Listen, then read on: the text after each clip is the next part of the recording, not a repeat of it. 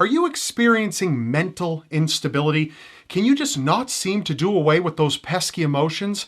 Well, these two items are just the thing for you. I mean, sure, they aren't medical tools. I just kind of picked them up at the local hardware store. But why spend all that extra money when an ice pick and a hammer will do just fine? After a heavy dose of electroconvulsive shock, your patient should be sufficiently subdued. From there, all you have to do is lift the patient's eyelid up high enough and take your ice pick and insert it right above the eyeball, right to the back of the eye socket. Press the pointed tip right against the incredibly weak layer of bone there, and a couple taps, and you should break right through. Now you simply scrape away the connections between the prefrontal cortex and the rest of the brain, and then you simply repeat with the other eye. Congratulations, you just performed a prefrontal lobotomy, and that was a practice a little more common than most would like to admit. But it was only one of many tortures that awaited patients who were committed to mental institutions in the late 19th and early 20th centuries.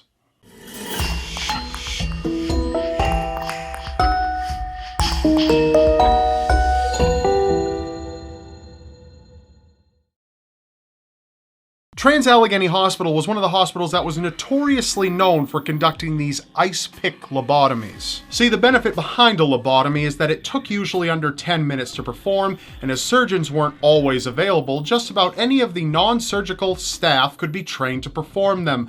Walter Freeman, a pioneer lobotomist, found the procedure so cavalier that he often performed them as outpatient care right in his office. Unfortunately, much of the time the procedures weren't only ineffective, but often caused the patient to grow exponentially more troubled. Trans-Allegheny Hospital redefined the meaning of the word care.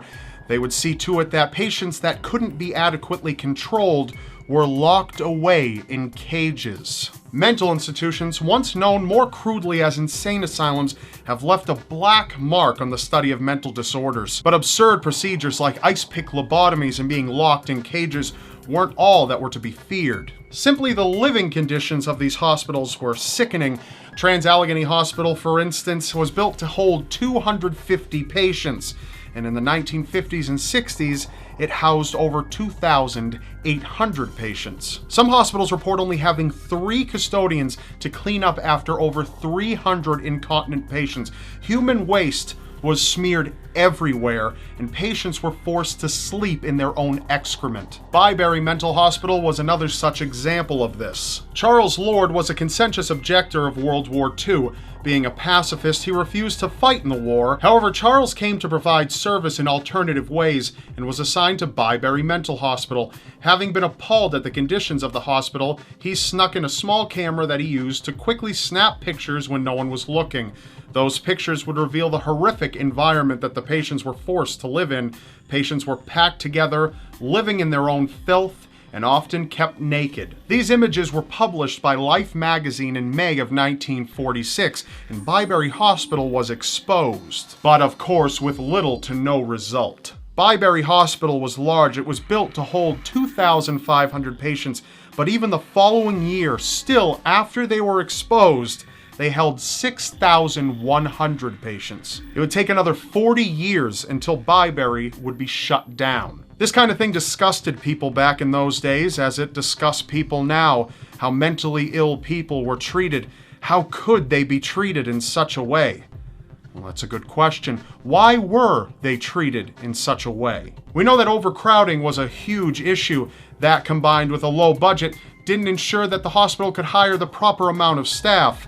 Not that they could fit in the hospital anyway. Some of the staff weren't at all qualified for the job that they were holding, but you took the help where you could get it. Blackwell Island Asylum in New York, for instance, was said to even have employed prisoners from a nearby penitentiary to look over patients. So it's understandable that decent living conditions just simply aren't possible.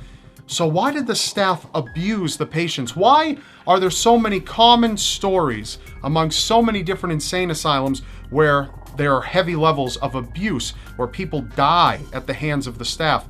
Why did that occur?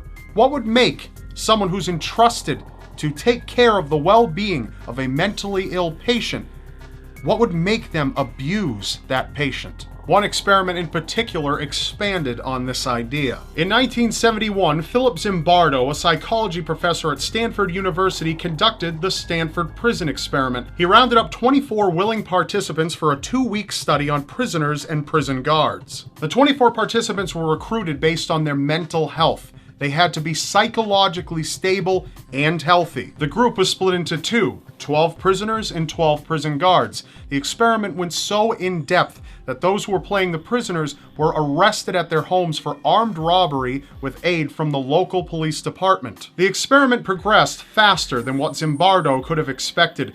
Prisoners showed defiance while the guards would demean them.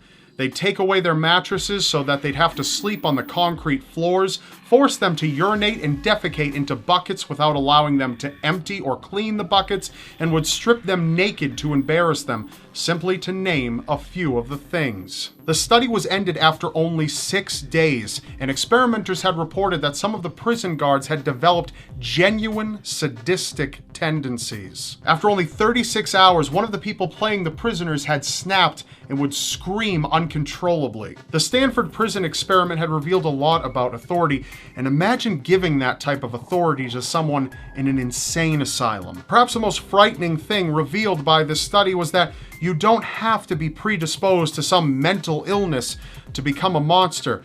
You can be a decent person. It can happen to anyone. Some asylums, of course, were a cut above the rest, such as the Beechworth Asylum in Victoria, Australia. Stories tell of laboratories where patients would be operated on and autopsies were performed. Floor-to-ceiling shelves were filled with body parts preserved in formaldehyde. Even the hospital's first superintendent had a few mental curiosities of his own. He would never go outside during a full moon without his umbrella, as he believed that the moon's light would turn you insane. Needless to say, this wasn't the type of place you wanted to be, so how did you get out? Say the treatment somehow worked for you. Say you were feeling a lot more mentally stable.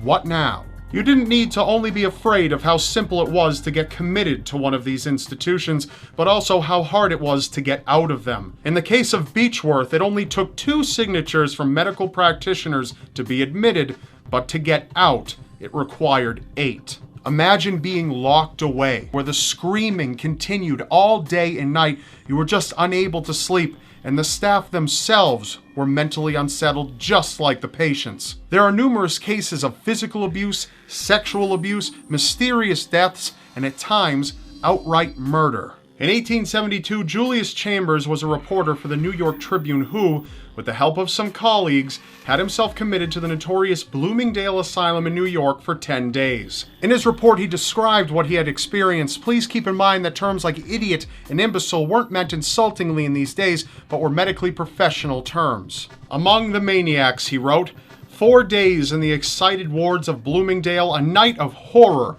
among raving patients, sleep disturbed by agonized cries of the dangerous idiots, close cells, uncomfortable beds and chairs, scanty and foul food, filthy baths, and rude and vulgar attendants.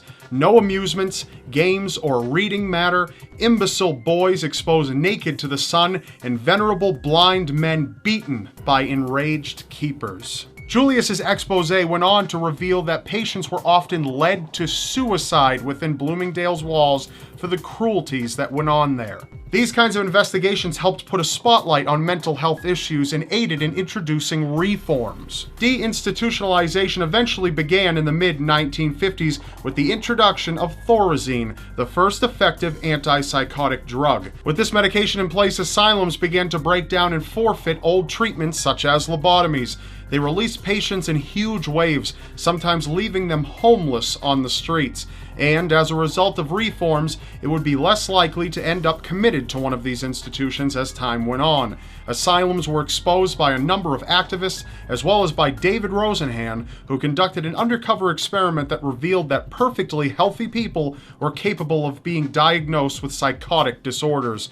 With all these things in place, insane asylums became a thing of the past. Now the mighty stone structures that were once towns within themselves are just looming in the shadows. Boarded up and abandoned, they become attractions for ghost hunters and thrill seekers. Equipment is often left behind, covered in a blanket of dust, just how it was left, a sobering look into the past, A look into the walls that would be lined with patients. Many died horrific deaths in these places, either from abuse or neglect, having been beaten or starved to death.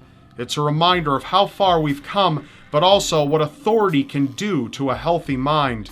Truth be told, simply getting a job working at one of these asylums at the time would end up qualifying you to become a patient at one of them. Today, 1 in 4 adults suffer from some degree of mental illness.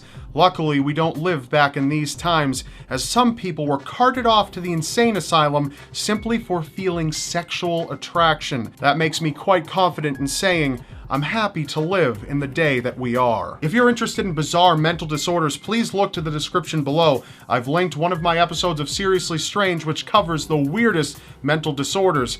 You won't believe what your brain can do. That's all for now. Remember, you may not believe it, but anything is possible in a world so seriously strange. I'm Rob Dyke, and I'll see you next Wednesday. Please show the artists of this series some support by subscribing to our YouTube channel linked in the description below. Also, don't forget to click subscribe on my channel, because you won't want to miss what's next.